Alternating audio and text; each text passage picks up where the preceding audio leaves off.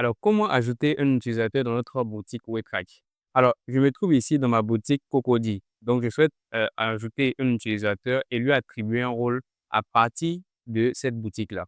Donc, je vais me rendre ici et cliquer sur utilisateur. Pour l'instant, je suis le seul utilisateur dans ma boutique. Donc, je vais ajouter un utilisateur en cliquant sur ce bouton-là.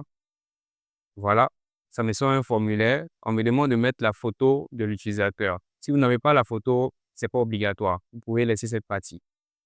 Juste en bas, il est écrit boutique.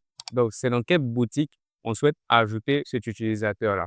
Pour l'instant, moi, j'ai 3 boutiques que j'ai créées sur mon interface Waytrack et je souhaite ajouter cet utilisateur-là dans la boutique Cocody. Donc, je vais cliquer sur la boutique Cocody et juste en bas, on me demande de mettre son nom.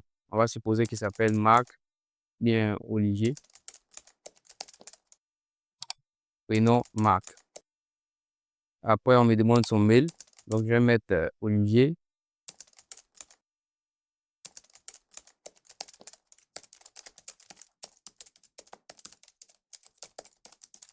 Voilà.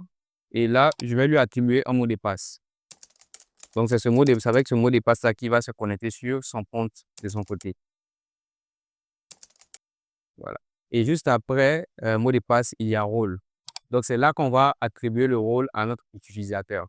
Quel rôle il va jouer sur l'application Waytrack? Ici, on peut lui donner comme rôle le rôle d'administrateur, le rôle de comptable, le rôle de gestionnaire de vente et le rôle d'achat. Donc, on peut me donner toutes ces 4 rôles-là en même temps, hein. Voilà. Je peux lui donner 2 rôles, soit gestionnaire d'achat et gestionnaire de vente, ou aussi le rôle de comptable. Voilà, ça dépend vraiment de vous. Moi, dans mon cas ici, je vais donner qu'un seul rôle à l'utilisateur. Je vais lui donner le rôle de gestionnaire de vente. Donc, il va enregistrer les ventes dans ma boutique. Donc, quand j'ai cliqué sur gestionnaire de vente, vous avez vu, il y a une autre case qui s'est juste affichée en bas. C'est la case caisse. Donc, je vais attribuer un numéro de caisse à cet utilisateur-là.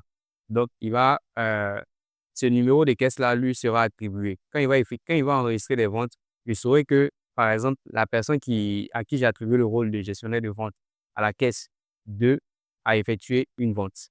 Voilà. Donc, ici, moi, je vais mettre 1.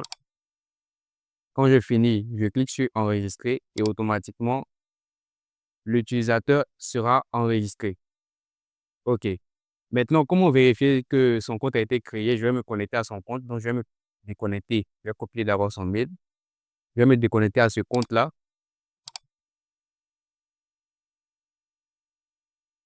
OK, donc je vais mettre son mail. Je vais mettre son mot de passe et je vais me connecter. Voilà. Donc, voici l'interface de l'utilisateur Olivier. Voici son interface. Donc, lui, je lui ai donné le rôle de gestionnaire de vente. Donc, il a droit à l'espace vendre uniquement. Il ne peut que vendre seulement. Il n'a pas d'autres fonctionnalités. Il ne peut que vendre et voir les flux au niveau de la caisse. Voilà. Maintenant, pourquoi s'affiche ce message-là sur l'espace vendre? C'est parce que l'administrateur, c'est-à-dire le propriétaire de boutique, n'a pas encore ajouté de produits dans la boutique Cocody. Raison pour laquelle l'utilisateur Olivier a ce message. Donc, quand vous allez ajouter des produits, vous allez voir que du côté du gestionnaire de vente, il pourra maintenant enregistrer ces ventes-là et vous verrez les données de votre côté.